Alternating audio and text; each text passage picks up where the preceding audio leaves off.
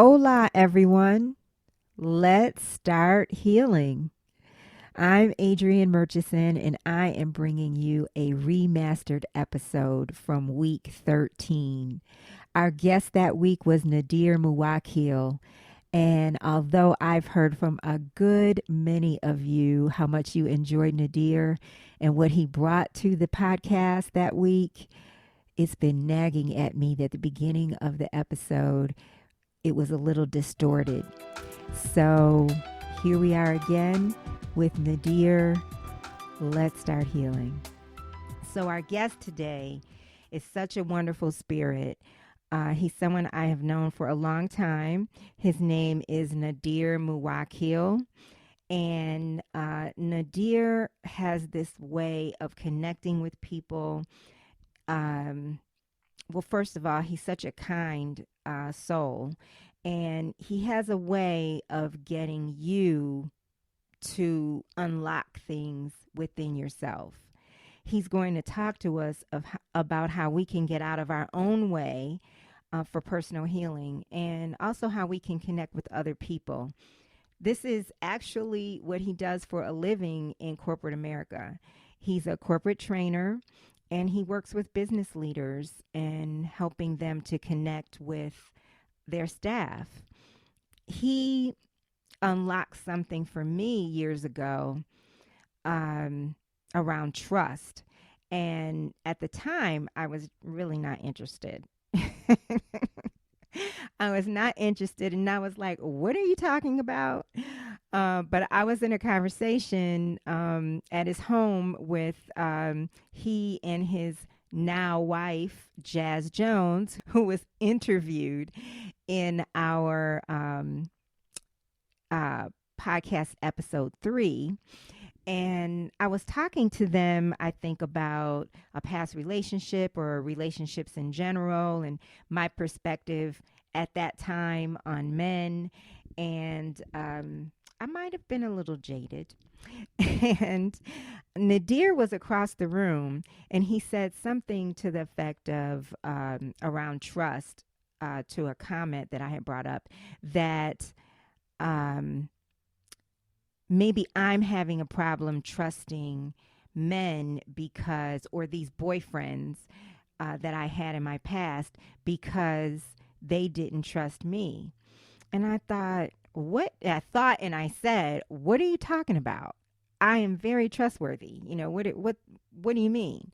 And so, what he was getting to is that something that I definitely know is true today, and that is that I can't have love if I don't give love. I can't have trust if I don't give trust.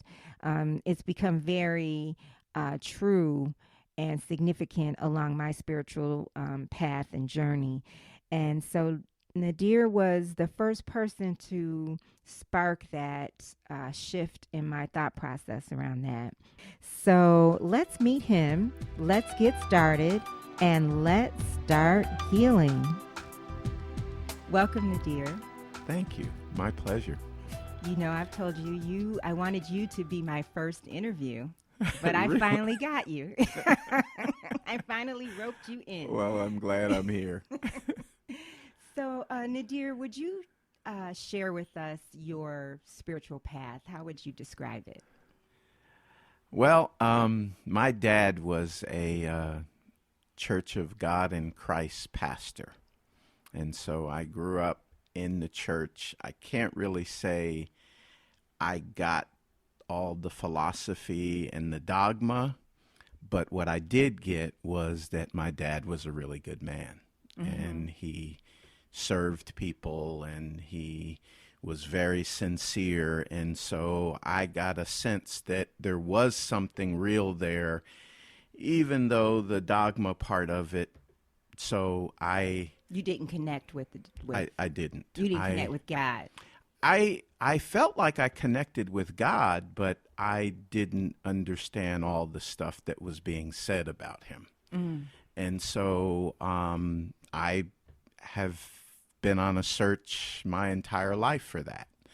And I studied a lot of different religions and tried to practice those faiths and Mm-hmm. ultimately sort of got frustrated with all of that. Mm-hmm. And I sort of feel like what Gandhi said in that movie, where he says, I am a Buddhist and I am a Muslim and I am a Christian. And, I read something once that described the major religions as houses that were in a circle, Mm-hmm. and they all shared the same backyard. Mm-hmm. And you go through each of those doors and you go into the backyard and you connect with the spiritual oneness. And they're all in, it's all the same place, but from the outside they look completely different. Wow. So That's beautiful. yeah. It's kind of true. I think if, Jesus and Buddha and Muhammad, they wouldn't be arguing like people do today. Mm-hmm. They'd be working together, helping people. That's what I Exactly. believe. Exactly. So, yeah. And so where are you now, and how did you get to where you are now? Um, how did I get here? That's an Who interesting. are you, and how did you come to be? Well, I just, my brother Leonard used to talk about good people. Mm-hmm. And he never really defined it, but good people are people, I think, who will, they won't hurt you. They would never do anything to, create a problem for you. And if they could, they would be of assistance. They would try to help you. Mm-hmm. And so that has sort of always been my objective, to connect with people, to do right by people, to, be helpful if I can. Mm-hmm. In fact, the Course in Miracles says, talks about being truly helpful. Right. And that's kind of like a goal for me. And so that did there come a point where that was something you decided that you were going to be a person who wants to connect with other people? Because I see how you connect with other people. I know how I connect with you, and I see how when you meet someone, you really want to know them and know what they're interested in, and who they are. Well, we can find reasons to fight and disagree. That's easy. Mm-hmm. Let me just back up a little. I'm the 14th of 15 children, Mm-hmm. and I have 8 older brothers, and so I grow up in this big family, and all of us were raised in the same environment. We went to the same church. Some of us had the same teachers, and we are as different as night and day. Mm-hmm. And so even coming from the same background, we're all different. And so you can find reasons to fight, or you can look for reasons to connect. And so I look for reasons to Right. connect. In fact, the work that I do, I teach leaders how to manage people. Mm-hmm. I teach people how to connect. And what you do is you look for things that you can align, and you use those to help you navigate the parts where you don't align. Mm-hmm. So that's kind of how I see it anyway. So where did you grow up? I grew up in Rensselaer, New York, Albany, Schenectady area. It's called the Capital District. It's upstate New York, not New York City. Right. Yeah. Right, right. So do you remember your first awareness of the presence of God? Your first experience of God? Yeah, sort of. I was walking down the middle of the street. It was late one night, and, I was staring up into the stars. Mm-hmm. And I just looked up, and I had this feeling like I was everywhere all at the same time, like the sky, me, the trees around me, all of that stuff was just, and I didn't really think of it as God, but it was just, it was a profound, peaceful sort of a feeling. And I've reflected on that many times in my life, and I might have been 7 or 8 years old, something like that, just a little kid. It's that oneness Yes. Yeah. Yes. In fact, A Course in Miracles, my favorite, absolute favorite verse says, healing is when two souls recognize their oneness and become glad. And so that's my mission in life. That's why I teach leadership, because if you can teach people to, hiring smart and talented people is easy, but getting smart and talented people to work together, given all of the differences in their background, you look for what works. You can find stuff that you can argue about. You can find things to disagree about. You can find things you don't like about another person. And if you do that, you increasingly find it harder and harder to work with them. But if you look at where you align, then you take those things and you can leverage them in order to make those connections. It is work, but it's worth it. There's something about you that I don't know if you can see it to help me find out what that thing is, but I feel like there's something about you that has a person, it allows a person to be willing. Because in the workplace, I wanted to ask, as you were just talking, well, how do you get a person to be on board? And I know you're saying you find maybe something in common, but there's something, I feel like you have an extra something that helps a person say, I'm willing to. Do you recognize that in you? I don't know if I recognize it in me, but what I know, Woodrow Wilson sort of articulated my life's philosophy, which is, he said, let me see if I get this right. I use not only the brain that I have, but all that I can borrow.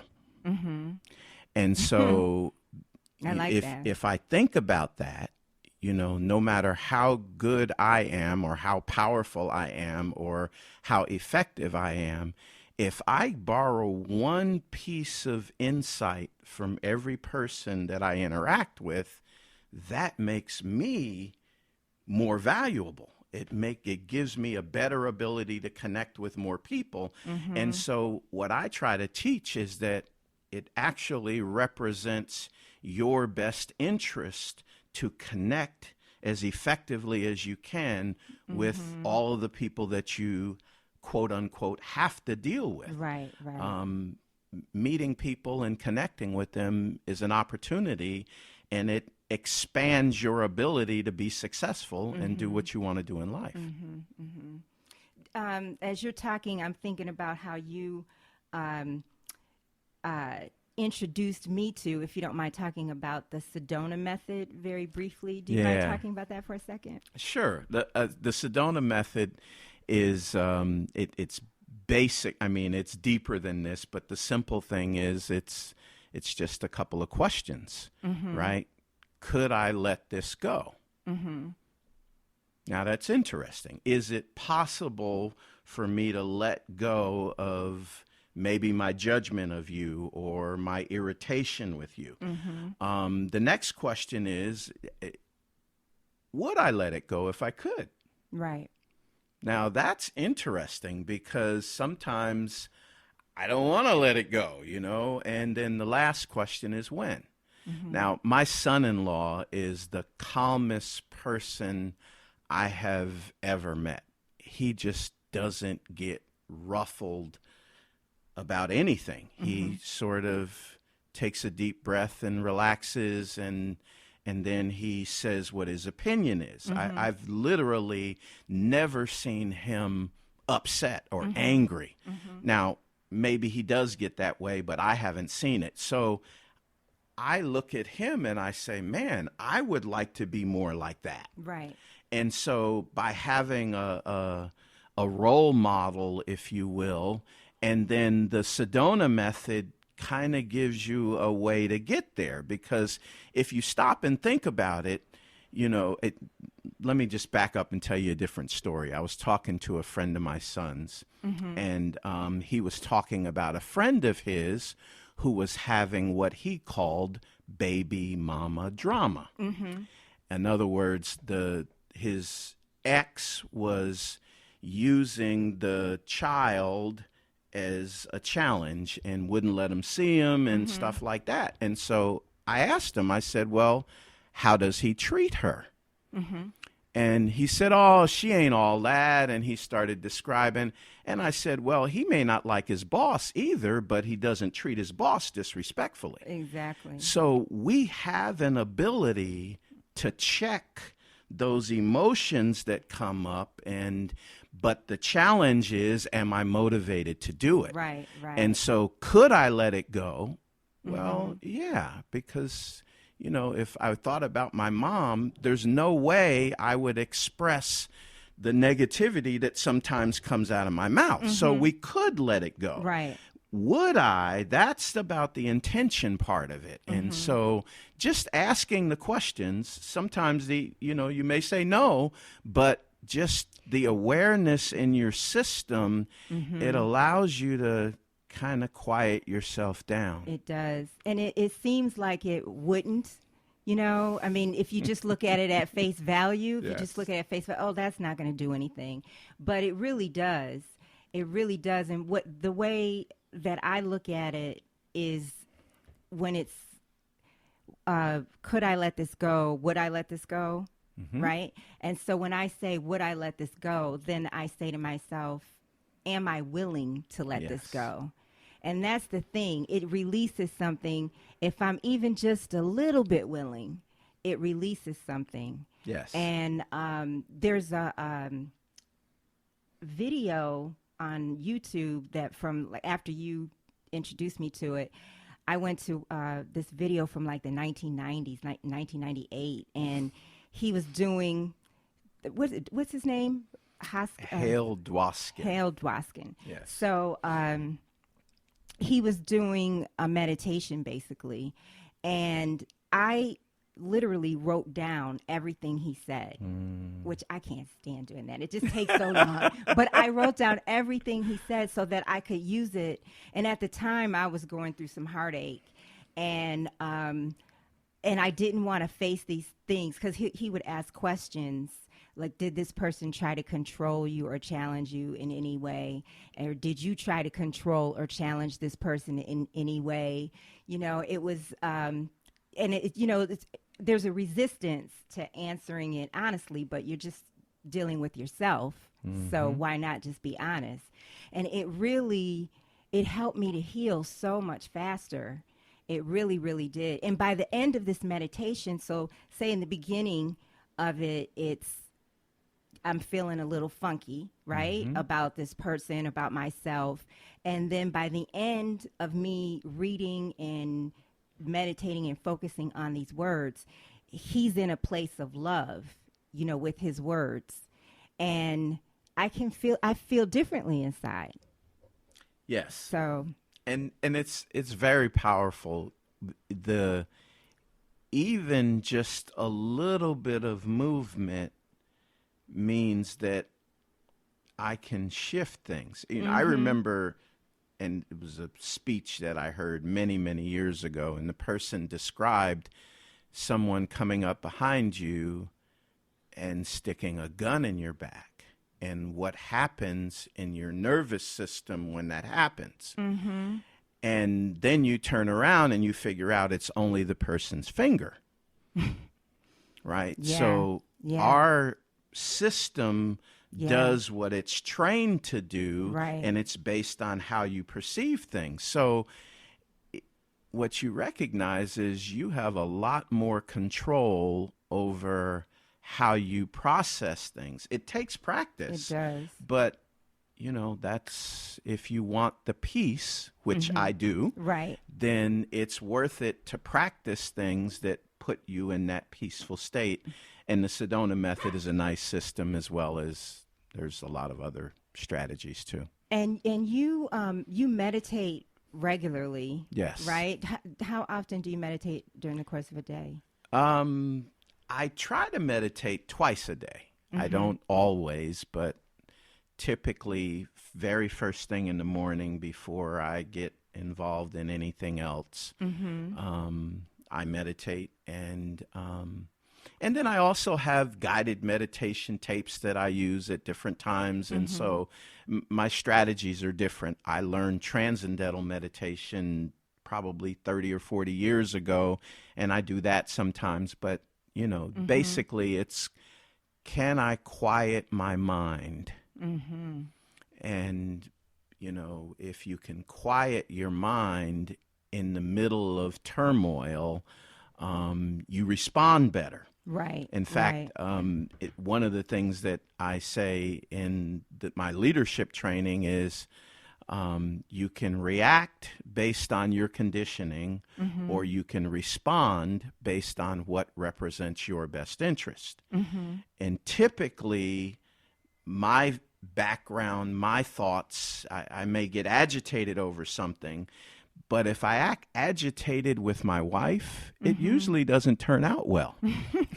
It just doesn't. It's not in my best interest. And so if I can bring even a little bit of that calm when I'm irritated, it allows the situation to be better. And it doesn't matter if it's my wife or if it's my business partner or if it's somebody that I'm working with or someone I'm trying to teach something to. The better I can think about how we connect and bring that peacefulness to it, the better the results turn out. Yeah. Right. Well, so let's rewind for 1 second. I wanted Sure. you to share about your name. And you changed your name to Nadir. Yes. And so tell us about your first and last name and how you came to change it. So, 8th grade social studies, I think it was, that I learned that black people, it might have been earlier than that, but black people got their name from slavery. So whoever Mr. Singleton was that owned the Singleton plantation, that's where my name came from. And so, and there's also something in the Bible that says a good name is better than gold.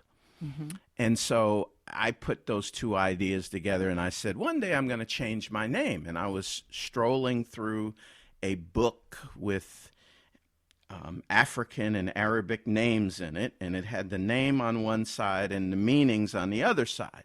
So I went down the meaning side first and found the meanings that I wanted, and I selected those names. So Nadir means unique or rare, and I've always been a little weird, so I think that fit. Muwwakkil means one who will not betray your trust. And that was, I felt like that's who I was, although I didn't have confidence in it, but I knew that's what I wanted to be about. And my middle name didn't fit at all at the time I selected it, which is Salim, and that means one who is not easily upset. And I actually used to get upset easily? Yeah, I got upset easily. Wow. And I got in a fight one day, and I felt like the person deserved it. They were picking on someone that was a friend of mine, but I went from 0 to punching the person in the face so quickly that it scared me. And so I didn't want myself hijacked by my emotions. Right. And so the Sedona method, a lot of other things, I look for ways to bring that. And now I'm like that. I'm not easily upset at all. Yeah. And so I'm so fascinated, because I'm aware that you have to make a decision to get to that place. So I just really admire that. And then also am inspired by the fact that it works, obviously, once you make a decision like that. Yeah. You get there. Yes, absolutely. I mean, joining a gym doesn't get you in shape, but going and doing the workouts. And so finding strategies and role models, I mean, that's what I do.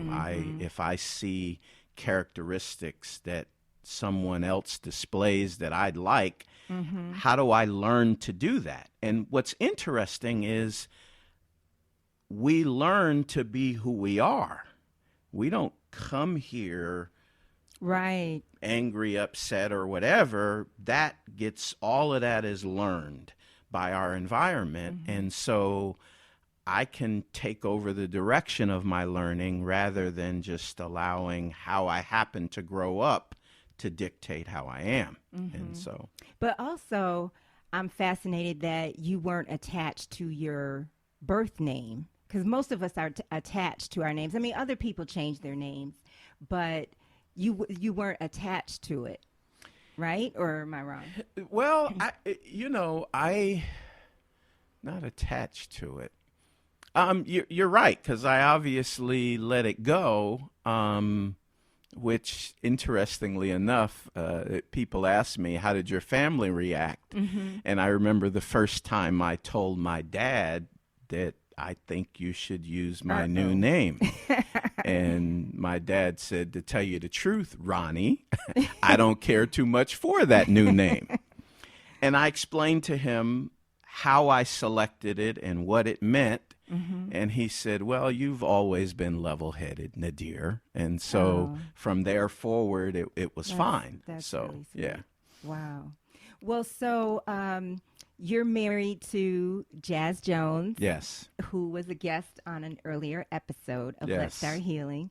And I wanted you to talk about your vows, if you remember when you got married, which I should have asked her, but they were just so unique and wonderful. So would you share? Well, the most powerful part that I remember about our vows is sort of our mantra, which is, I do me, you do you, and we do we. Right? So I have no desire to try to control or make Jazz into something other than what she chooses for her life. And she does the same for me. And then we get together and live our lives together. Right. Now, it's not easy. I mean, we grow up with, philosophies about how relationships are supposed to go and all of that stuff, which is not helpful in some cases. And her stuff is different than my stuff. And so we have to figure out, number one, how to communicate together, how to listen to each other Right. and understand where each other are coming from. And so we do that well. Now, it may look on the outside like we've got this ideal relationship. What we do well is we own our own stuff. Right. I take responsibility for, she didn't make me feel this way. I feel this way. And it's because of how I'm processing it. In fact, could I let it go? Would I let it go? When? Right. Right. Yeah. I mean, you stop and you ask yourself, if I fight, how's that going to work out? Not real well. I mean, I'd rather have a nice weekend together than being in opposite corners. And so both of us bring that intention to it, and then we try to learn stuff that helps us with it. We've read several books together about communicating in a relationship and how to own your feelings, and so that's something that you recommend if two people are meeting each other for the first time and they're interested in maybe having a romantic relationship and pursuing that. You think it's a really good idea to find a book that you connect with. Yes. That you can read together. A book about communication, or Yes. what should the book Communication is it's the heart of it. Virginia Satir said, once a human being has arrived on this earth, communication is the largest single factor that determines, and I'm going to shorten it, their success. And so all of your relationships are about how well you can connect with another person. And if you can't connect well, or if you can't share what's going on with you and have the other person hear it and understand it, and they can't share what's going on with them and have you understand it, then the we part of the relationship winds up not working. Right. And you still have to have the ability to be your own self. That's probably the most powerful thing about the relationship I have with Jazz, is that I can be myself in our relationship without feeling bad about that. And I think she would say she feels the same way. Yeah. Yeah. Now, I just want to say that what I really loved about your vows was that it was, I got from it, each of you were going to do the best you can each day. Absolutely. And, you know, you can't ask for more than that. Absolutely. So you are working on a book. Yeah. Would you tell our listeners about it? Sure. The title of my book is Who Could You Be If You Didn't Know Who You Were? And I mentioned earlier that I'm the 14th of 15 children. I have 8 older brothers. Several of my older brothers were much more brilliant than I could even think about being. And I noticed as a teenager that they weren't doing very much with their lives. And I wanted to know why. Why is it that great potential doesn't always equal accomplishment? And that question changed the whole trajectory of my life. It caused me to start looking for, because first I said, why aren't they succeeding? And then I asked a different question. How could they succeed despite the challenges that they faced? And interestingly enough, connecting is how to do that. If you learn to connect well, if you learn to learn well and borrow well, you can move into environments that your early life would not have prepared you for. And so, who could you be if you didn't know who you were is about how to recognize the limitations in where you started and decide where you want to be and how to get there. And then by connecting well, by learning to learn in different environments, you can grow yourself into the kind of person you would choose to be. So are you providing tools? Are you talking about your life experiences? It's a little bit of all of that, which is interesting, sharing my life experiences, which you asked me to interview me. And I'm like, why do you want to interview me?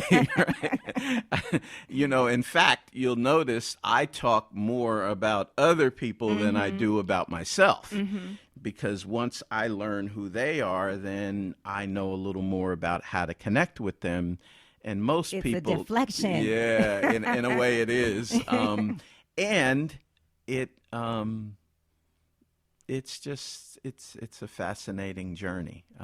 You move into different environments, and you may have been afraid of it initially. Like when I first started doing workshops in corporate America, I was like, I haven't even done working. I'm teaching in Exxon and American Express and IBM and Intel.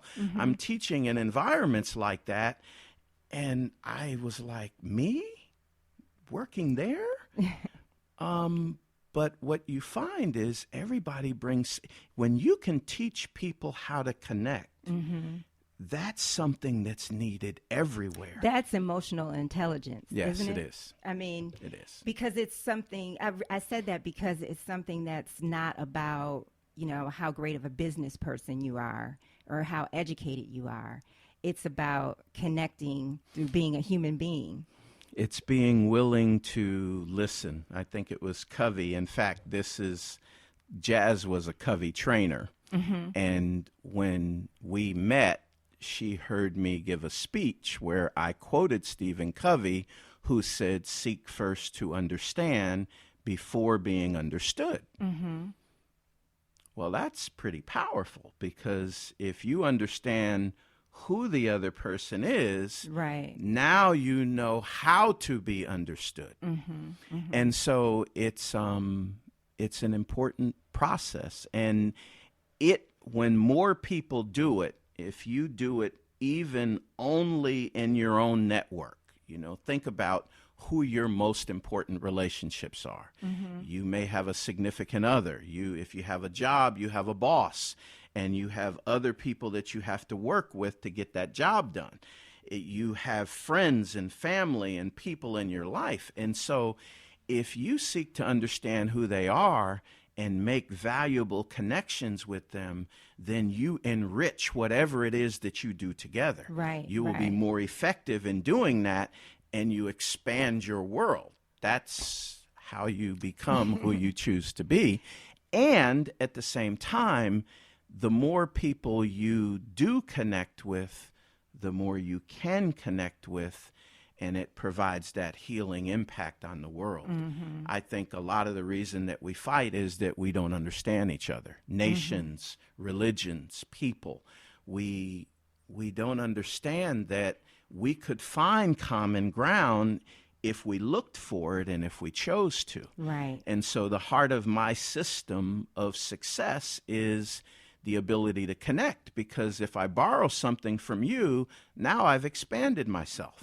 And so if I borrow something from every one of my most important relationships, not only do I grow, but we do better what it is that we're doing. And so I find myself getting more promotions. I find myself getting more clients. I find myself connecting with more people in a way where they want to have something to do with me, and it expands my ability to succeed.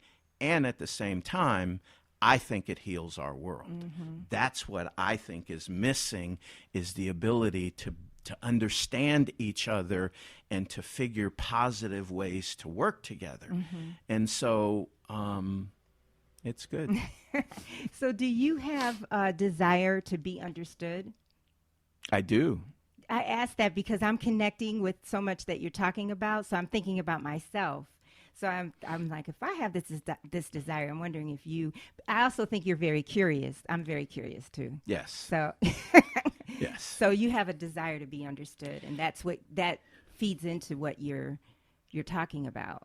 Yeah, I never, I was a poor black kid, and I didn't see us as poor, even though we didn't have a lot. But I grew up not thinking I had a whole lot to offer. And I think there's a lot more people out there like that who just based on where they grew up and how they grew up and the environment that they learned how to see themselves in, don't think they have very much to offer. Well, that's just not true. Right. That's where you start. But if you figure out how to connect with your world right where it is now, and then you expand that. The more you connect, the more you can connect. So when I was going to ask you, what's the first step somebody could do? So you just said figure out where you are right now, and then expand that. What can they do to expand? Well, the first thing you want to do is understand how you've learned to see you. Where did you grow up? How did you grow up? What were your exposures? Here's an interesting question. If you grew up differently, would you be different? And you might say, well, that's a dumb question. Of course you would be different if you grew up differently. Well, how different could you be? See, I don't know if I would be different. I don't really think so. So, do you speak Chinese? No. Okay. So if you grew up in China, do you have any doubt that you would speak Chinese fluently? I have no doubt. Exactly. But what I'm saying, excuse me, is that in terms of the spirit of who I am, I don't think I think if I grew up in China, I would still have that same spirit of who I am. Okay. And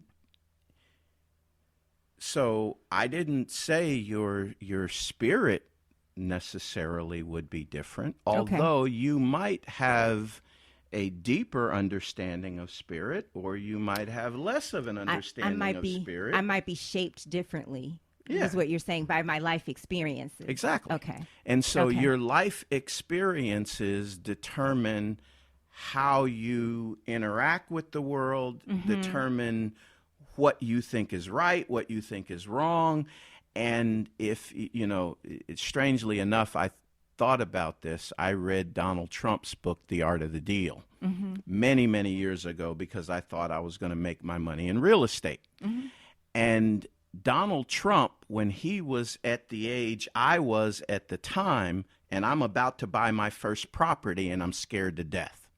I mean, I was petrified. I bought a fourplex. I lived in one of the units with my family and rented out the other three. And when I was buying that the night before, I couldn't even sleep. I was scared.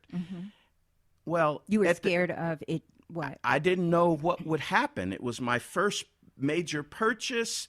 What if I lost everything? At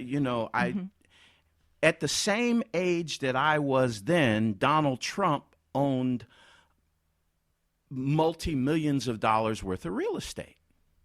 And so the question that I asked myself is, see, Donald Trump's dad was a real estate developer. Right.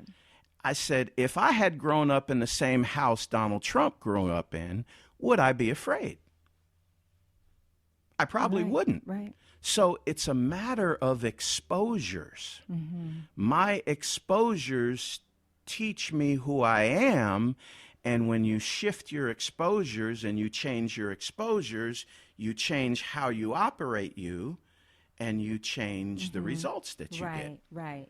Because you understand that you're really not that different. Yes. It's just a matter of the life experiences. Exactly. Okay. So do you talk to God directly?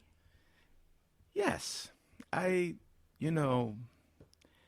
think when you ask good questions and you listen, that's sort of my way of talking to God. Again, I mentioned earlier that like the religious part, I try to push that to the side. In fact, I love the Dalai Lama because I read in his books that what he tries to do is he tries to he uses science to explain things that reach the same conclusions as his faith does because he doesn't want his faith to get in the way. Right. And I think that people have used religion in ways, or their misunderstanding of religion has created all these conflicts, whereas all of them have the same backyard. Right. And so I'm hesitant to talk as much about God because I think people get turned off because they're like, well, which brand of God are you talking about? Well, there's only one, I think. And I think it's the substrate that we all connect to. And so, in a sense, if you get quiet enough, I think you connect with God. And if you can shut out the chatter that makes us think we can't be together, you find that unity that is among us. So, yes, I do talk to God all the time. Well, to your point about different religions, that's sort of one of the reasons that I wanted to do this podcast and talk to people of all different faiths, because I think that the truth of every faith, the true purity of every faith is all the same. I think it's all about the love of God. So I don't even know why there are distinctions, because I think that there's, and I hope I don't offend anyone in saying that, but I just think it's all the same. It's all about God's love. Like if I call my God, God, and you call your God Allah, I think that our gods still are all about love. Yes. Yes. So the purity of it. Yes, I agree. So I want to ask you a few questions that I like to ask people at towards the end of our time together. Well, when do you most feel the presence of God? When I'm quiet, when there's a peacefulness that you access when I'm not in my head. When I can shut out my fears and what I need to do and what's coming up and did I do that right. When I can quiet all of that and really go within, that's when I feel it most. And what do you think God calls you to do for yourself and others? Well, for the first time in my life, I feel like the work that I do matches my mission in life. Healing is when two souls recognize their oneness and become glad. And so I get paid to teach people how to see the connection between them. And I feel like that it's not only makes for a more successful company, because when you can make a connection, you can teach people better. And managers can teach their employees to do stuff that will make the company successful. They can connect better with customers and they can connect better with each other. But the side effect is I had a guy in one of my workshops say, I got my boys back. He went home and applied it to his teenage sons, who he said I was just yelling at them and telling them what to do and telling them what they were doing wrong. And I went home and I figured out I needed to make a connection with them, and I did. And now our relationship is fabulous. And so the same skill set you can apply to all of your relationships. And as that improves, it makes our world a better place. So, it does. Yeah. It does. And I was going to ask you what kind of feedback you get from the people that you train sometimes. Yeah, it's pretty amazing. I mean, the job stuff is great, but I had a guy send me an email that said his wife wanted to erect a statue in my honor because of how he changed. Really? And I get that kind of feedback consistently. That, in fact, that's what I try. Some people are more into their business results, and everybody, that's why they're in my workshops. But what may motivate the person is, how do I connect with this person in my life that's really special to me, and I don't know how to work with them. Right. I don't know how to deal with them. I'm having a problem with my wife or my husband or my child. And so you say it's the same skill set. You learn to connect with all of them. It's so funny because the corporate world, I was just thinking as you were talking, my perception of the corporate world when I was really in an office every day, I was just baffled because I felt that it's like we take something off when we walk into this building. And I just don't get it. I never got that. I never understood what that is. Like something shuts off where we're not who we are out there, in the real, when we're out in our regular everyday lives. And there are it's interesting because that's the recognizing, my family were huggers. We hugged I'm a everybody. hugger too. People came through our door, come on in, get a couple hugs on the way in, grab a plate, have something to eat. I mean, everybody was welcomed in our home. And so I grew up hugging people. Well, I know exactly you know what you mean. It doesn't work with everybody. No. There are some people who don't touch me.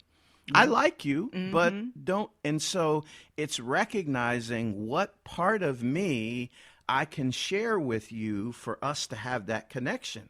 Because there's some parts of my background that will bother you. So once we learn what those are, we can kind of push those to the side and focus on the ways that we do connect. And so the more I learn how to connect with the people that are in my world and what parts of me I can use to help us make that connection, that's when you start increasing your levels of success. I don't want to talk to this customer about something that's going to piss them off. I want to talk to them about something that's going to connect me to them and make them want to do business with me. With my boss, I want to talk to him in a way that he gets what I'm saying and it doesn't create problems. And so you have to learn who that person is. You have to seek to understand who they are before you try to be understood. I have to say, I'm thinking so many things as you're talking. One is I had two bosses in the same office one time. And so one of them, he came in, he was a new boss. Right. Okay. And he was a micromanager, whereas my boss, who was also his boss, was a macro guy. Right. So here comes this guy that I'm working closely with, and he's a micro guy, and it's annoying me. But he went to some kind of training that was about communication. And it was only like maybe a day or two, and he came back and he was a totally different person. Our relationship shifted to where, I mean, this was years ago, and I still adore this man. Mm-hmm. I just was fascinated. I was just like, I just adore him.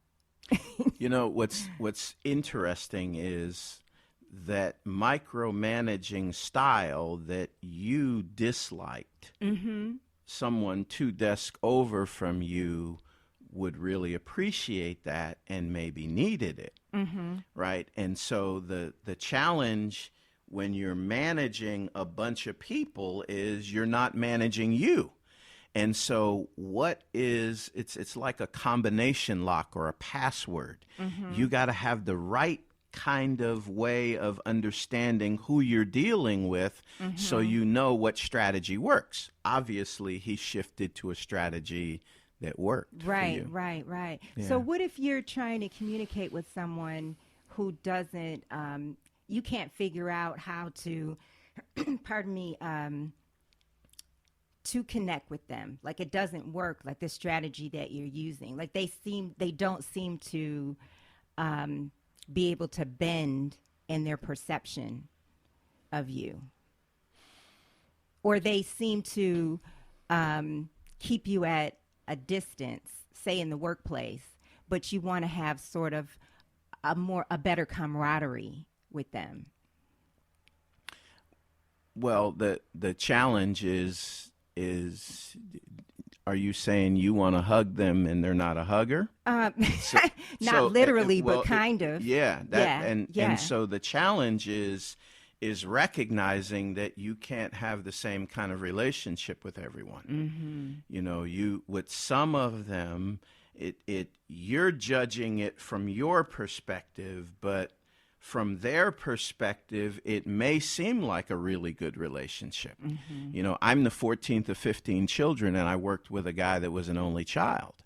And he said to me once, he said, Nadir, you get a little bit too close to me when you talk to me. I'm used to having my own space.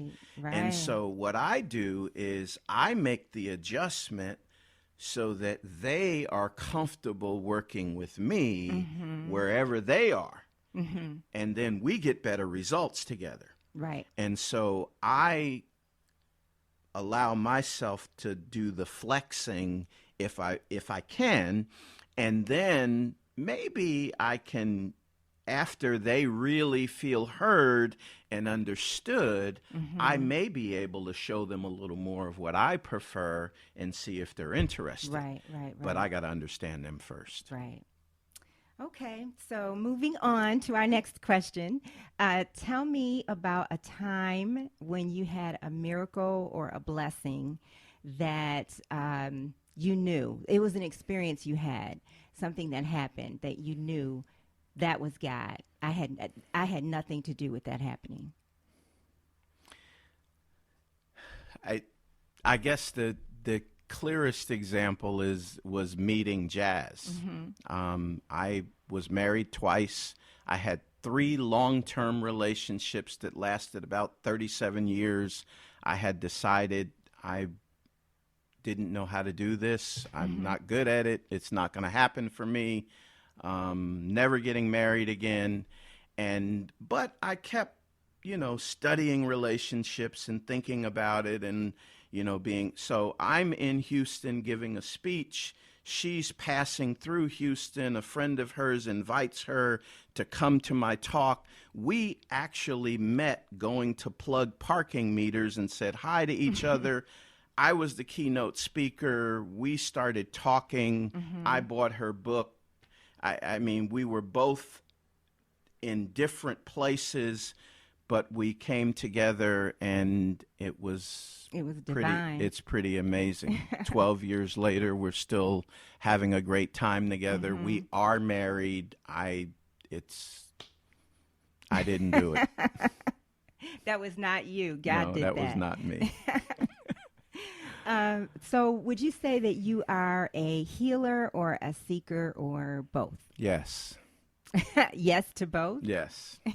I am always seeking to understand this connectedness between us better, and I feel like it's my role to help facilitate that. So both. Well, so before we close, are there any books that you would recommend to our listeners on any subjects? And, maybe a line or two, if there is a book, a line or two about what that book is about.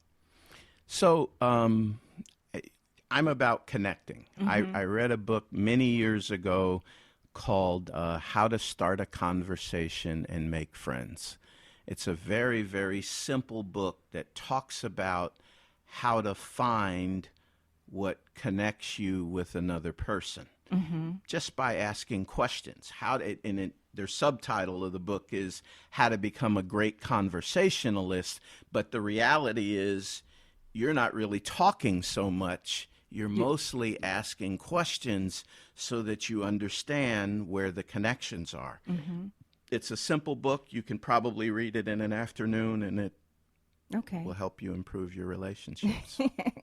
And mention the element. Tell folks about the element, and that every young person and every person who is interested in helping a young person should read The Element. The element is defined as where your talent and your passion intersect. Some people love doing something, but they don't have real good talent for it. Some people are talented at things, but they don't like doing it.